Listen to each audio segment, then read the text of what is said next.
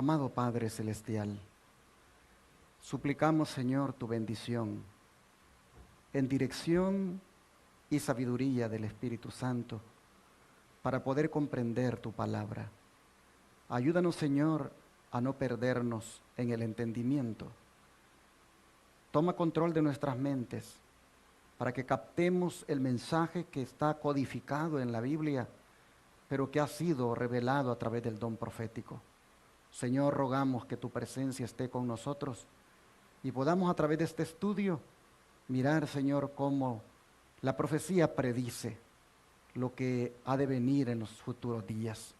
Señor, acompáñanos en este estudio, que tu Espíritu Santo nos ilumine y nos dé entendimiento. Lo pedimos en el nombre de Jesús.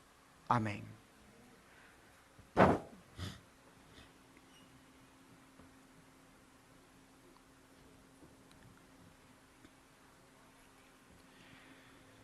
Vamos a titular nuestro estudio En camino a la ley dominical.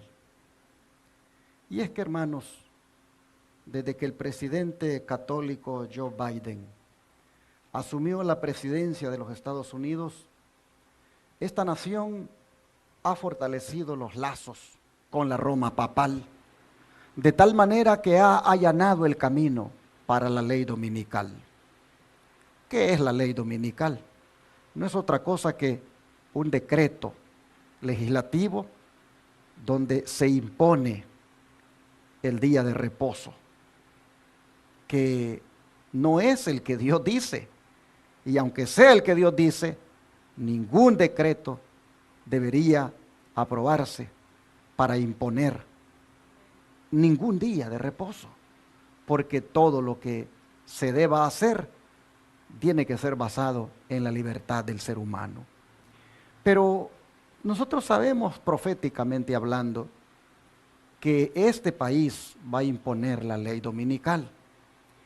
Y cada vez que un presidente asume el mandato, uno mira los comportamientos y uno puede percibir si esto está bien encaminado o está bien lejos. Al menos en esta presidencia, nosotros hemos visto hasta ahora que no cabe duda que el camino hacia ese evento está acelerado. Por ejemplo, desde que este señor presidente, Joe Biden, tomó posesión, en su discurso inaugural, él hizo allí alarde de su fe católica, al citar a uno de sus santos, conocido como San Agustín, y en su despacho, él luce la foto con el Papa Francisco. No cabe duda que después de 4 años de protagonismo por parte de los evangélicos con la administración Trump, ahora vemos la influencia del catolicismo en la política de esta nación americana. Las reacciones de satisfacción cuando Joe Biden tomó posesión o fue electo no se hicieron esperar por parte de los católicos, como por ejemplo esta del presidente de obispos católicos, José Gómez, quien dijo: felicitamos al señor Biden y reconocemos que se une al difunto presidente John F. Kennedy como el segundo presidente de Estados Unidos en profesar la fe católica. Y mientras este presidente de obispos católicos decía esto, los medios de comunicación católica comenzaron también a hacer ver algo interesante en el cambio de mando. Pues vean lo que reportó en su portal católico en el internet este digamos medio de comunicación. Ellos dijeron: por primera vez en la historia de Estados Unidos, ninguna rama de nuestro gobierno federal estará dirigida por un protestante. El presidente será católico, el presidente de la Cámara es católico, el líder de la mayoría del Senado será judío, el presidente de la Corte Suprema es católico, y la Corte en su conjunto es mayoritariamente católica. Estos hechos, dijeron, son emblemáticos de un cambio importante en la vida pública estadounidense que ha sido evidente durante varias décadas. El protestantismo de línea principal actuó una vez como el lastre principal en la vida pública estadounidense, ayudándonos a estabilizarnos en medio de aguas turbulentas que acompañan a la vida en una república democrática. Pero noten, se los puse en rojo, ese lastre, dijeron, ha desaparecido. Y los efectos a largo plazo en la vida estadounidense se pueden sentir por todas partes. Así han hecho alarde los medios de comunicación católica de este cambio de gobierno eminentemente católico. Y mientras estas muestras de satisfacción se expresan por los medios de comunicación, las demandas del Papa para su feligrés y nuevo presidente no se hicieron esperar. Al decirle, pido a Dios que guíe sus esfuerzos para fomentar el entendimiento, la reconciliación y la paz en Estados Unidos y entre las naciones del mundo, a fin de promover, le dijo, el bien común universal. Pero ¿qué incluye ese bien común universal?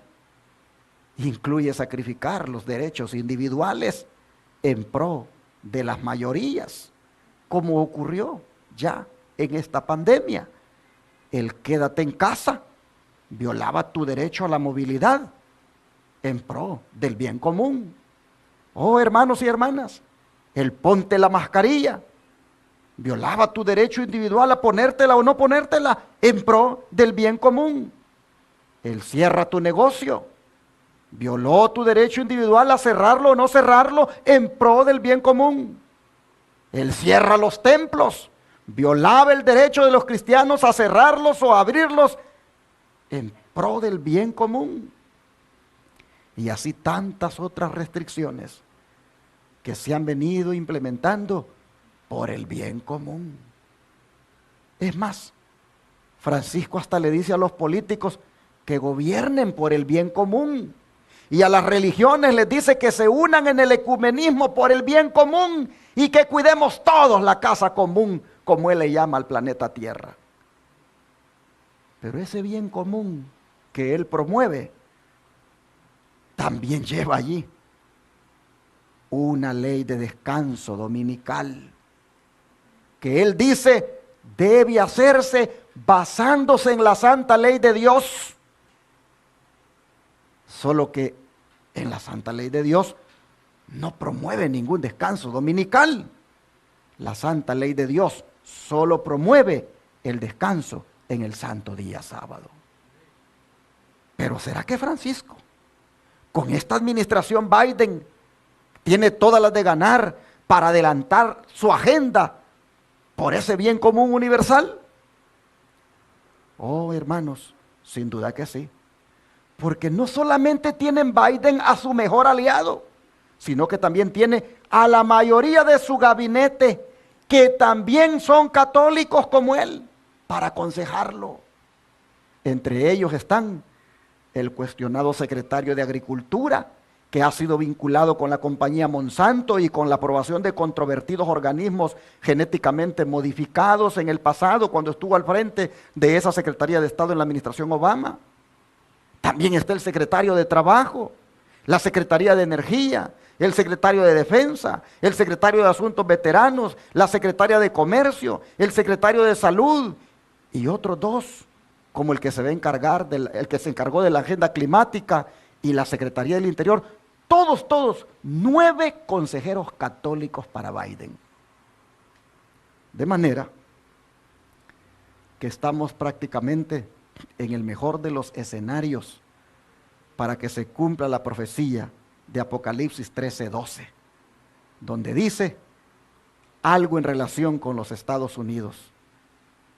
Y es que va a ejercer, dice, toda la autoridad en presencia de la Roma papal. Hermanos, ¿dónde dice eso la Escritura? Leámoslo, Apocalipsis capítulo 13, versículo 12. Apocalipsis 13, versículo 12.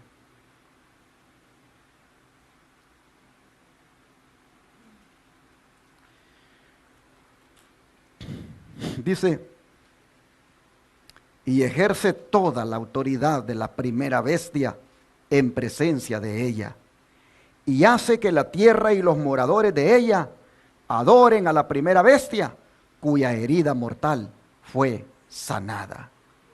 Usted dirá, pero ¿dónde menciona acá a los Estados Unidos? ¿Dónde menciona acá a la Roma papal? Yo no veo por ningún lado esos nombres. Ah, mis hermanos, es que están mencionados en forma de símbolos. El símbolo usado es bestia. Hay una bestia en el verso 11 que ejerce toda la autoridad de otra bestia, dice el versículo que acabamos de leer. Leamos juntos los versículos 11 y 12 para ver el sentido. Dice, después vi otra bestia que subía de la tierra y tenía 2 cuernos semejantes a los de un cordero, pero hablaba como dragón. Y ejerce toda la autoridad de la primera bestia en presencia de ella. Y hace que la tierra y los moradores de ella adoren a la primera bestia, cuya herida mortal fue sanada. Aquí nosotros vemos que el apóstol Juan tiene una visión sobre 2 bestias. Y este término en profecía tiene un significado muy interesante. Vayamos al libro de Daniel para ver su significado, ya que los estudiosos de la Biblia dicen que debemos estudiar los libros proféticos de Daniel y Apocalipsis juntos. Vamos a Daniel 7, versículo 17, para ver el significado del término bestia. Daniel 7, versículo 17. Y la escritura dice de la siguiente manera: estas 4 grandes bestias son 4 reyes que se levantarán en la tierra. Oh, hermanos y hermanas, las bestias en profecía son símbolos de reyes. Las 4 bestias mencionadas aquí son ni más ni menos que el león, el oso, el leopardo y la bestia espantosa sin nombre que se registran en los versículos 2 al 7 de aquí mismo del capítulo 7. No lo vamos a leer todo porque ustedes ya han leído estos pasajes. Solamente que estas 4 bestias, el profeta Daniel dice que son reyes o gobernantes. Pero como los reyes o gobernantes están puestos sobre reinos o naciones, el versículo 23 interpreta a las bestias como reinos también. Leamos el verso 23. Dijo así: la 4ª bestia será un 4º reino en la tierra, el cual será diferente de todos los otros reinos, y a toda la tierra devorará, trillará y despedazará. Así encontramos entonces el significado del término bestia, que se refiere a un rey, reino o nación. Habiendo entendido esto, vámonos otra vez a Apocalipsis 13, para ver si las bestias mencionadas allí se refieren a los Estados Unidos y a la Roma papal. Vamos a capítulo 13 nuevamente de Apocalipsis.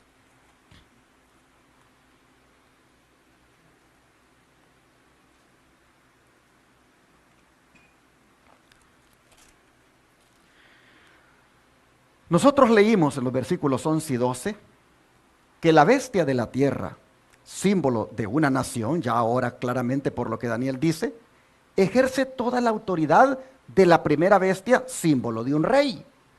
Por lo tanto, ella viene a ser la segunda. Pero ¿qué les parece si antes de identificarla, identificamos quién es la primera bestia que se menciona en el versículo 12? Juan nos dice que ella tiene una herida mortal que ha sido sanada. Para que tengamos más información de ella, ¿qué les parece si leamos más atrás? Desde el versículo 1 al 10. Leámoslo. Capítulo 13, versículo 1 al 10.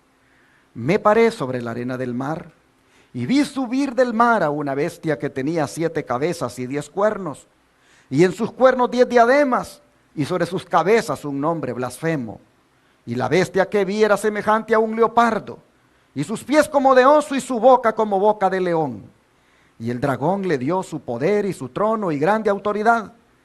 Vi una de sus cabezas como herida de muerte, pero su herida mortal fue sanada.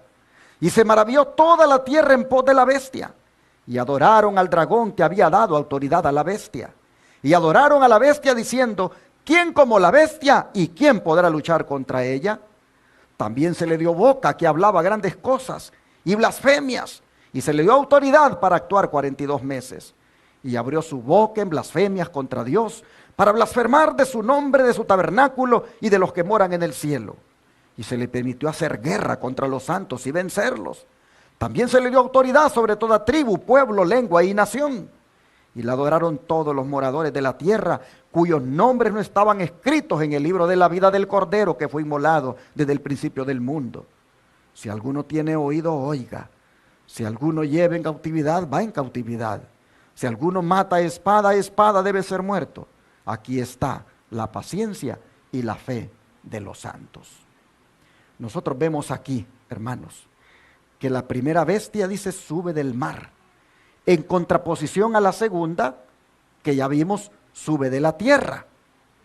El mar en profecía representa pueblos, muchedumbres, naciones y lenguas, mientras que la tierra representa lo opuesto, es decir, un lugar desierto o escasamente poblado.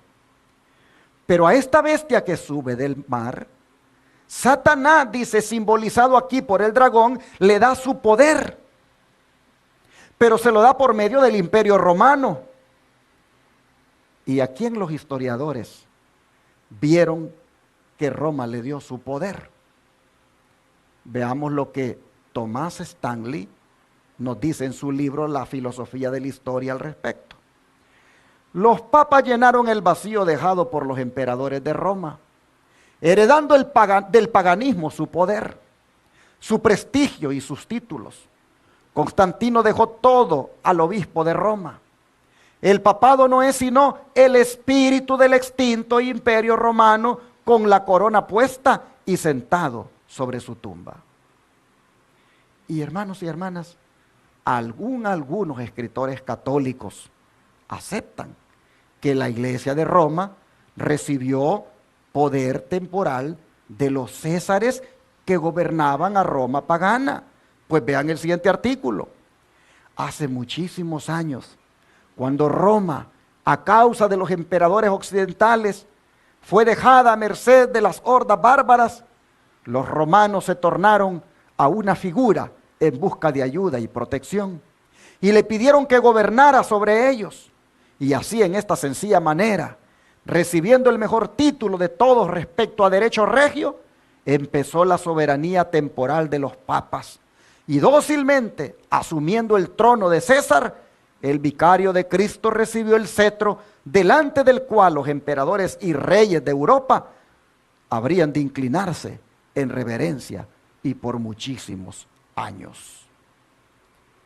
Por eso, hermanos, es que hemos leído que el dragón le dio su silla, su poder, grande autoridad.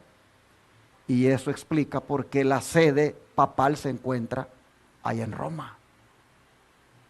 Es más, se dice que ella es la iglesia católica, apostólica y romana. Pero lo que el Papa dice de quién le dio su silla es muy diferente de lo que hemos leído nosotros en Apocalipsis. Vean lo que dijo por lo menos el Papa Pío XI sobre quién le dio su silla. Dice: Italia, nuestra propia tierra natal, el país donde la mano de Dios que dirige el curso de la historia ha establecido la silla de su vicario en la tierra. En esta ciudad de Roma, que siendo la capital del maravilloso imperio romano, fue hecha por él la capital de todo el mundo, porque él la hizo la silla de una soberanía que, extendiéndose más allá de los confines de naciones y estados, abraza dentro de sí a todos los pueblos del mundo. Encíclica Ubi Arcano de Pío XI, 23 de diciembre de 1922. En esto que el Papa dice, no es otra cosa que una blasfemia al atribuirle a Dios algo que la palabra dice, que quien le dio la silla fue el dragón. O sea, el diablo, a través de la Roma pagana. Él dice, no, quien nos dio la silla fue Dios. Dios dirigió el curso de la historia y estableció la silla de su vicario en la tierra. No, Apocalipsis dice que quien le dio la silla, quien le dio el poder, quien le dio la grande autoridad fue el dragón, fue el diablo. Pero con toda propiedad, por eso entonces es que la revista Time puso una foto del Papa en su portada hace unos años atrás y la tituló El Nuevo Imperio Romano. Y esto está respaldado por el don de profecía, vean ustedes. En el Conflicto de los Siglos, página 492 dice, en el capítulo 13, versículos 1 al 10, se describe otra bestia parecida a un leopardo, a la cual el dragón le dio su poder, su trono y grande autoridad. Este símbolo, como lo han creído la mayoría de los protestantes, representa al papado, el cual heredó el poder y la autoridad del antiguo imperio romano. Se dice de la bestia parecida a un leopardo que le fue dada una boca que hablaba cosas grandes y blasfemias, y abrió su boca para decir blasfemias contra Dios, para blasfemar su nombre y su tabernáculo y a los que habitan en el cielo. Y le fue permitido hacer guerra contra los santos y vencerlos, y le fue dada autoridad sobre toda tribu, pueblo, lengua y nación. Esta profecía es casi la misma que la descripción del cuerno pequeño en Daniel 7 y se refiere sin duda al papado. Así, hermanos, vemos nosotros que el espíritu de profecía concuerda con lo mismo que dicen los historiadores, con lo que dijeron los reformadores protestantes, y solo aclara de que fue el dragón, el diablo, el que le dio la silla, el poder y la autoridad. Hermanos, este poder romano llamado el papado, simbolizado por la bestia parecida a un leopardo de Apocalipsis 13, este es el único que ha hecho guerra contra los santos. Lo ha hecho en el pasado. Sigue diciendo el don de profecía. En el Conflicto de los Siglos, página 492, le fue dada autoridad para hacer sus obras 42 meses. Y dice el profeta, vi una de sus cabezas como si hubiese sido herida de muerte. Y además, si alguno lleva en cautiverio, al cautiverio irá. Si alguno mata con espada, es preciso que él sea muerto a espada. Los 42 meses son lo mismo que un tiempo y 2 tiempos y la mitad de un tiempo. O sea, 3 años y medio o 1260 días de Daniel 7. El tiempo durante el cual el poder papal debía oprimir al pueblo de Dios. Este periodo, como fue indicado en capítulos anteriores, empezó con la supremacía del papado en el año 538 y terminó en 1798. Entonces el papa fue hecho prisionero por el ejército francés. El poder papal recibió su golpe mortal y quedó cumplida la predicción de que si alguno lleva en cautiverio, al cautiverio irá. Hermanos y hermanas, así hemos identificado a la primera bestia como el papado, obrando a través de su iglesia católica. Y le fue propinada su herida de muerte en el año de 1798 por Francia. Bueno, habiendo identificado a la primera bestia de Apocalipsis 13, pasemos ahora a identificar la segunda bestia, la cual ya sabemos representa una nación y que, como leímos en los versículos 11 y 12, surge de la tierra, es decir, de un lugar escasamente poblado, para ejercer ¿qué cosa? La misma autoridad de la bestia papal, en presencia de ella, para obligar a los moradores de la tierra a que adoren a esa bestia papal. ¿Qué nación sería esta que surgió para la época cuando la bestia papal recibió su herida de muerte por parte de Francia en 1798? Ni más ni menos que los Estados Unidos de América. La profecía ubica el surgimiento de esta nación como bestia de la tierra, de un lugar poco poblado. Lo ubica después de aquel acontecimiento, cuando a la primera bestia se le propinó su herida de muerte en 1798. El don de profecía lo confirma en el conflicto de los siglos, página 493 a la 494, diciendo, aquí se presenta otro símbolo. El profeta dice, vi otra bestia que subía de la tierra y tenía 2 cuernos semejantes a los de un cordero. 13:11, que ya leímos. Tanto el aspecto de un cordero, pero tanto el aspecto, mejor dicho, de esta bestia, como el modo en que sube, indican que la nación que representa difiere de las representadas en los símbolos anteriores. Las que han gobernado el mundo le fueron presentados al profeta Daniel en forma de fieras que surgían mientras los 4 vientos del cielo combatían en la gran mar. En Apocalipsis 17, un ángel explicó que las aguas representan pueblos y naciones y lenguas. Los vientos simbolizan luchas. Los 4 vientos del cielo que combatían en la gran mar representan los terribles dramas de conquista y revolución por los cuales los reinos alcanzaron el poder.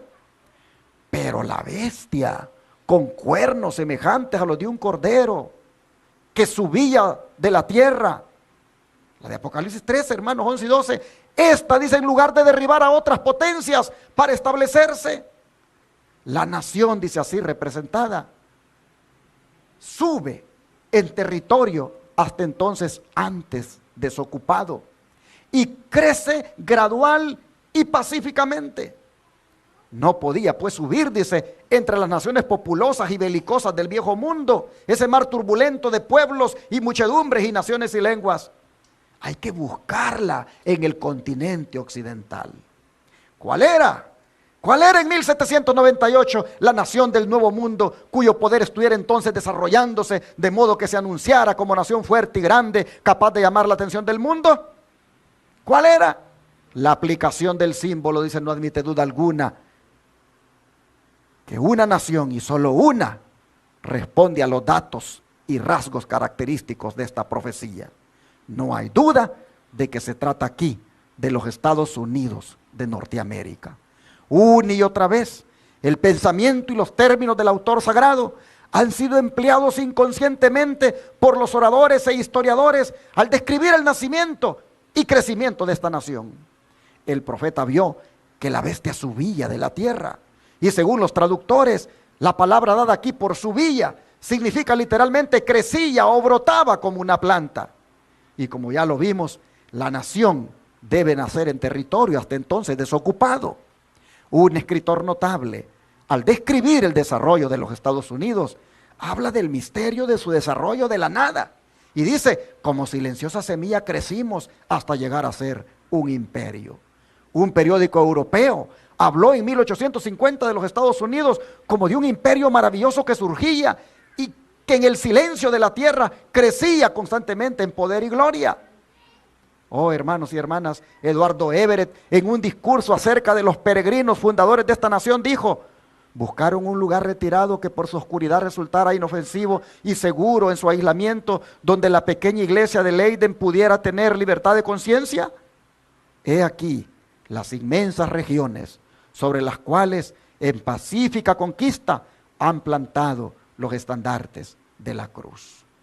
Así, hermanos, el conflicto de los siglos nos presenta a los Estados Unidos de América como la segunda bestia. ¿Pero qué simbolizan los cuernos de ella? ¿Qué simbolizan los cuernos de esta segunda bestia? Los Estados Unidos. El don de profecía nos lo dice. En el Espíritu de Profecía, tomo 4, página 277, dice: aquí hay un símbolo notable del surgimiento y crecimiento de nuestra nación, Estados Unidos. Y los cuernos semejantes a los de cordero, emblemas de inocencia y mansedumbre, representan bien el carácter de nuestro gobierno, como se expresa en sus dos principios fundamentales: republicanismo y protestantismo. Eso significan los dos cuernos. Pero la inocencia, hermanos, la inocencia de un cordero, la mansedumbre de un cordero, como lo tuvo los Estados Unidos cuando recién surgió, la profecía dice de que se le termina y comienza a hablar como dragón. Pues ustedes vean nuevamente, leamos los versículos 11 y 12 del capítulo 13. Dice: después vi otra bestia que subía de la tierra. Tenía 2 cuernos semejantes a los de un cardero, o sea, de republicanismo y protestantismo, pero hablaba como dragón. Ah, mis hermanos, preguntamos, ¿ha hablado los Estados Unidos como dragón? ¿Está hablando como dragón? Sin duda que sí. ¿De qué manera? Dice la Review and Herald del 01/01/1889. La profecía representa al protestantismo con cuernos semejantes a los de un cordero, pero que habla como dragón. Ya estamos empezando a oír la voz del dragón. Hay una fuerza satánica que favorece el movimiento dominical, pero está oculta. Aún los hombres que están ocupados en la obra están ciegos en cuanto a los resultados que seguirán a su movimiento.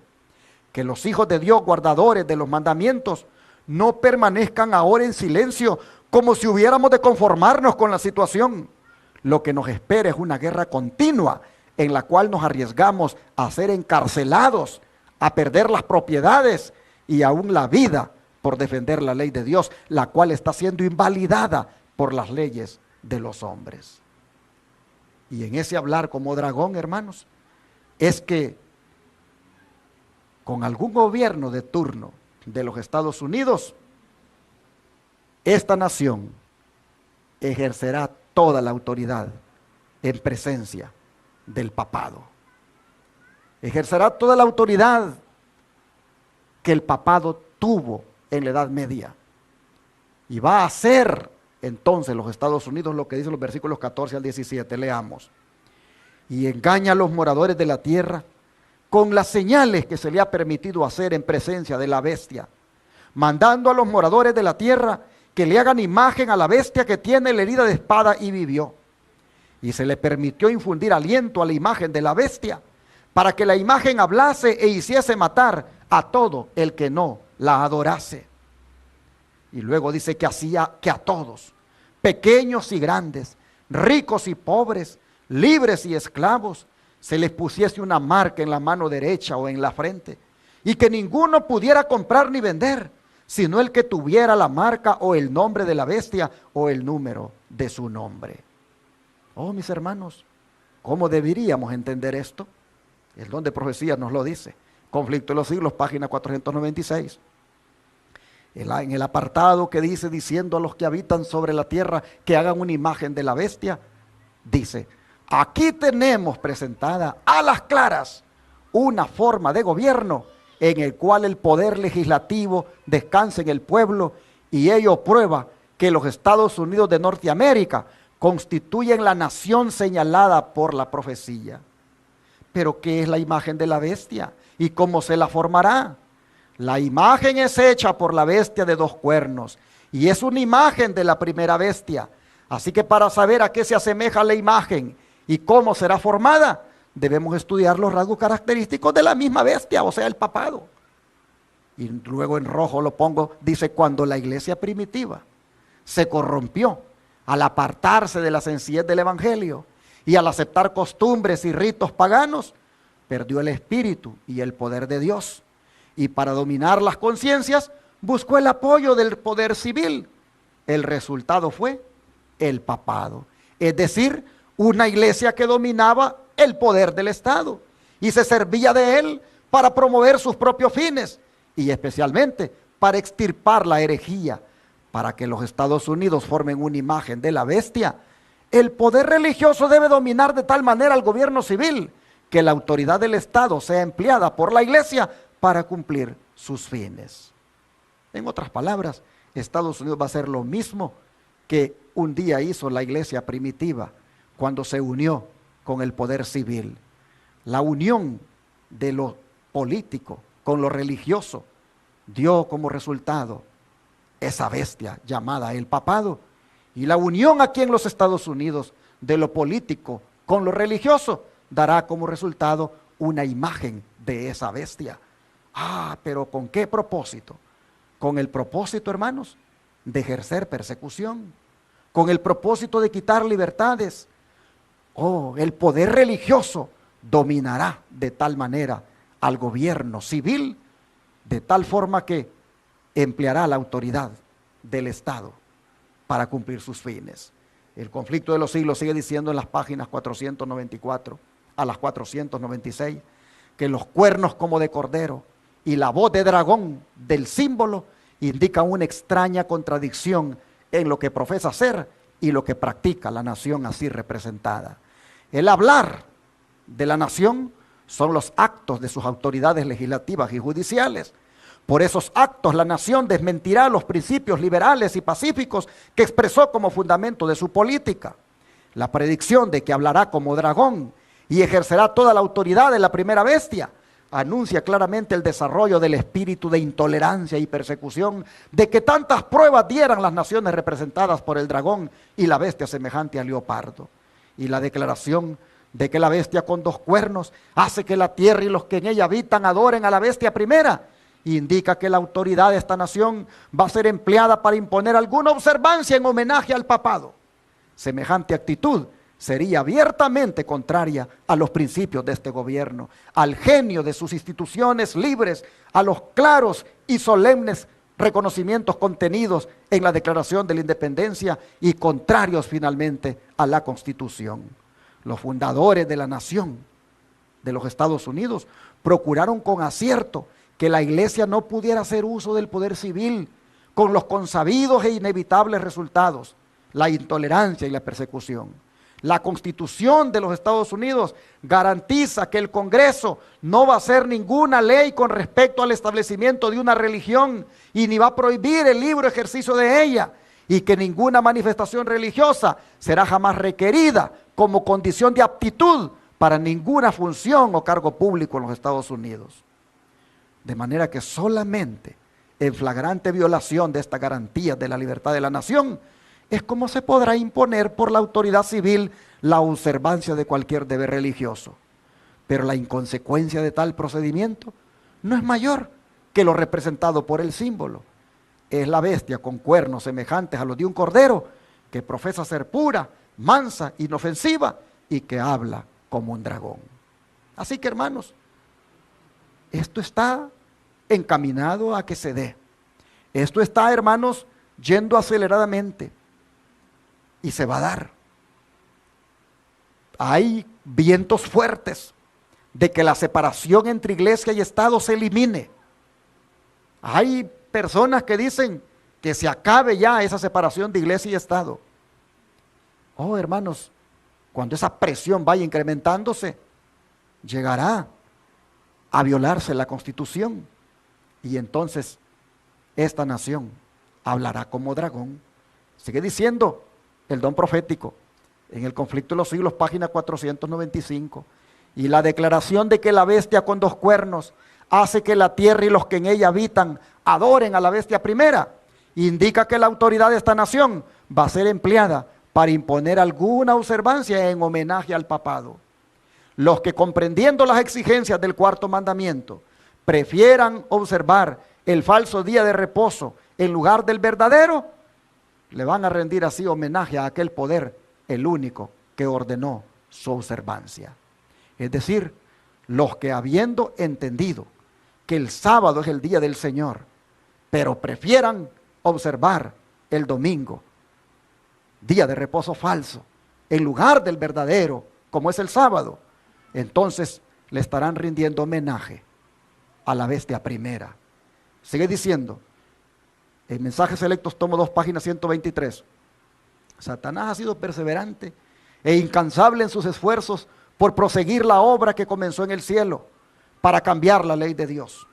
Ha tenido éxito en hacer creer al mundo la teoría que presentó en el cielo antes de su caída, según la cual la ley de Dios era defectuosa y necesitaba una revisión. Una gran parte de la profesa iglesia cristiana muestra por su actitud, aunque no por sus palabras, que ha aceptado el mismo error. Pero si la ley de Dios ha sido cambiada en algún detalle, Satanás ha logrado en la tierra lo que no pudo realizar en el cielo. Ha preparado su trampa engañosa con la esperanza de tomar cautiva a la iglesia y al mundo. Pero no todos van a caer en la trampa. Se está estableciendo una separación definida entre los hijos de obediencia y los hijos de desobediencia, entre los leales y fieles y los desleales e infieles. Se han formado dos partidos, los adoradores de la bestia y de su imagen, y los adoradores del Dios verdadero y viviente. Los adoradores, hermanos, del Dios verdadero y viviente guardan el sábado, mientras que los adoradores de la bestia y su imagen guardan el domingo. Cuando se imponga por decreto dicho día de reposo falso, a las claras se mirará los dos partidos.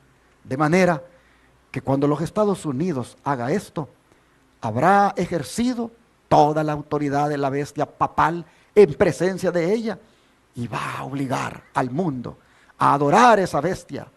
Solo, hermanos, que hay un detalle, y es que los que lo van a hacer, miren ustedes en el verso 8, ¿quiénes son? Apocalipsis 13:8, dice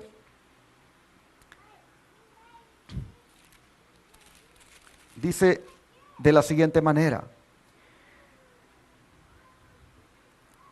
y la adoraron todos los moradores de la tierra, cuyos nombres no estaban escritos en el libro de la vida del Cordero, que fue inmolado desde el principio del mundo. Aquí nosotros vemos que habrán unos que no la van a adorar, y ellos son los que estén escritos en el libro de la vida del Cordero. Está implícito porque los que la adoran no tienen sus nombres registrados en el libro de la vida. En contraposición a ellos, son presentados al final del versículo 10, miren ustedes, al final del versículo 10, dice: aquí está la paciencia y la fe de los santos. Es decir, hay un grupo que estos no adoran a la bestia y a su imagen. Estos mantienen sus nombres registrados en el libro de la vida del Cordero y por lo tanto no la adoran. Hermanos, el don de profecía dice: el asunto del sábado va a ser el punto culminante del gran conflicto final, en el cual todo el mundo va a formar parte. Los hombres han honrado los principios de Satanás por encima de los principios que rigen los cielos. Han aceptado el falso día de descanso que Satanás ha exaltado como señal de su autoridad. Pero Dios ha puesto su sello sobre su requerimiento real. Ambos días de reposo, el domingo y el sábado, llevan el nombre de su autor. Una marca imborrable que demuestra la autoridad de cada uno. Es nuestra obra inducir a la gente a comprender esto. Debemos mostrarles que es de consecuencia vital llevar la marca del reino de Dios o la marca de la rebelión, porque se reconocen súbditos del reino cuya marca llevan. Dios nos ha llamado a enarbolar el estandarte de su sábado pisoteado. Cuán importante es pues que nuestro ejemplo sea correcto en la observancia del sábado. Hermanos y hermanas, por eso nos llamamos adventistas del séptimo día, porque en ese nombre destacamos, enarbolamos el verdadero día de reposo. En ese nombre nosotros levantamos en alto, a manera de estandarte, la verdad en cuanto al día santo. Para terminar, yo quisiera decirles una vez más que cuando los Estados Unidos ejerza toda la autoridad en presencia de la primera bestia, nosotros nos propongamos ser lo que describe Apocalipsis 14:12. ¿Qué dice? Apocalipsis 14:12. Aquí está, ¿qué cosa? La paciencia de los santos, los que guardan los mandamientos de Dios y la fe de Jesús. La paciencia aquí no es otra cosa que la perseverancia, la resistencia, el mantenerse firmes. Oh hermanos, cuando se imponga la marca de la bestia, cuando la ley dominical se imponga y se obligue por decreto al mundo a que lo obedezca, nosotros seamos de estos que dice Apocalipsis 14:12. Es decir, seamos de los santos que perseveran, seamos de los santos que perseveran en guardar los mandamientos de Dios y la fe de Jesús. Pregunto, ¿cuántos de ustedes quisieran, con la ayuda del Señor, mantenerse en ese grupo de los santos, perseverando, guardando los mandamientos de Dios? ¿Cuánto les gustaría? ¿Quisieran que oráramos para que Dios les ayude? Porque no es asunto solamente de querer, es asunto de que Dios me ayude a lograrlo. Así que vamos a arrodillarnos y a pedírselo al Señor.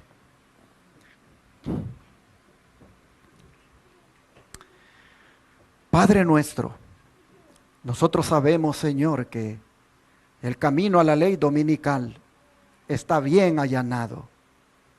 Políticamente hablando, el escenario es favorable.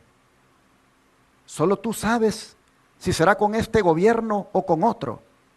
Pero no cabe duda, Señor, que conforme los años van avanzando, este camino está pavimentado, está prácticamente listo para que por allí se imponga esta ley dominical. Señor, sabiendo nosotros que ese será un conflicto, que esa será una prueba, sabiendo nosotros, Señor, que tendremos que decidir entre ser sellados o marcados. Oh Padre, te rogamos desde ya que no elijamos ser marcados, sino ser sellados con el sello del Dios vivo. Señor, te pedimos que nos ayudes a perseverar, a mantenernos firmes, a ser ese grupo de los santos que persevera, guardando los mandamientos. Ayúdanos, Señor, a no claudicar, a mantenernos fieles a esta verdad, a levantar en alto este estandarte. Y Señor, cuando tengamos que ser confrontados ante la mentira y la verdad, que nosotros decidamos permanecer del lado de la verdad. Que cuando tengamos que ser confrontados entre ser marcados o sellados, que decidamos ser sellados por el Espíritu Santo. Padre, te pedimos que no vayamos a fallarte, que no vayamos a claudicar, que no vayamos a pisotear tu mandamiento, que nos mantengamos siempre del lado de ese sello que tú has dejado en tu santa ley. Ayúdanos, Señor, a ser fieles. Te lo suplicamos en el nombre de Jesús. Amén.